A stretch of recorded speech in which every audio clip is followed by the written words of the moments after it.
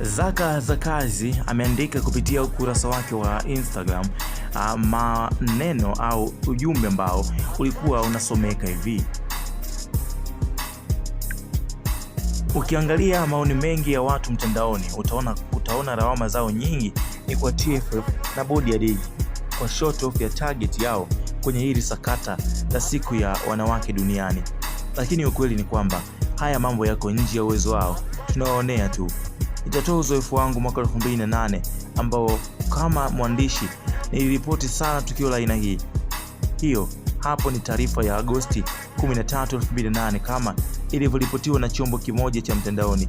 Ni kwamba Yanga walikataa kucheza na Simba Julai 27 mwaka 2008 kwenye mechi ya kutafuta mshindi wa 3 wa kombe la Kagame. TFF chini ya Rais Lodge Tenga ikaifungia Yanga miaka 2 kucheza mechi yoyote ya kimataifa. Wakati huo bunge liko linaendesha pale Dodoma na wabunge wakacharuka vibaya eti adhabu hii haikuwa na maslahi kwa taifa. Like seriously? Yanga wakakata rufaa kwenye kamati ya nidhamu TFF chini ya mwenyekiti Said El-Mali sasa marehemu, hukumu ikabadilishwa. Maamuzi ya kamati yalikuwa kama geresha tu kuwatoa Yanga kifungoni. Wangetolewa kwa kauli moja kwa moja kutoka juu, lingeshuka lungu la FIFA. Lakini Tenga hakulizika na maamuzi ya kamati ya nidhamu na alikaribia kujiuzuru kama sio watu wakubwa kumsihi sana.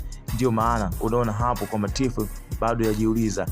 Katika moja ya vikao ndani ya kuiadhibu Yanga ambapo wajumbe wengi walipinga kuifungia kimataifa, Tenga alisema, nyie kati yenu hapa nani anayejua Yanga zaidi yangu? Mimi nimekuwa hadi naoza wa timu hii, lakini nasema lazima tuifungie. Adhabu ilipotoka, kelele za bunge zilifanya pressure kuwa kubwa kuliko sauti yake. Adhabu ikabadilishwa.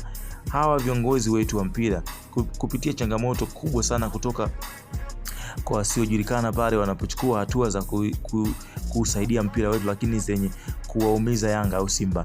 Muulize Mwina Kuduguda kilichomkuta alipokuwa katibu mkuu wa TFF wafati mwaka 2003 alipotaka kuadhibu Yanga kwa kosa la kupeleka mpira mahakamani.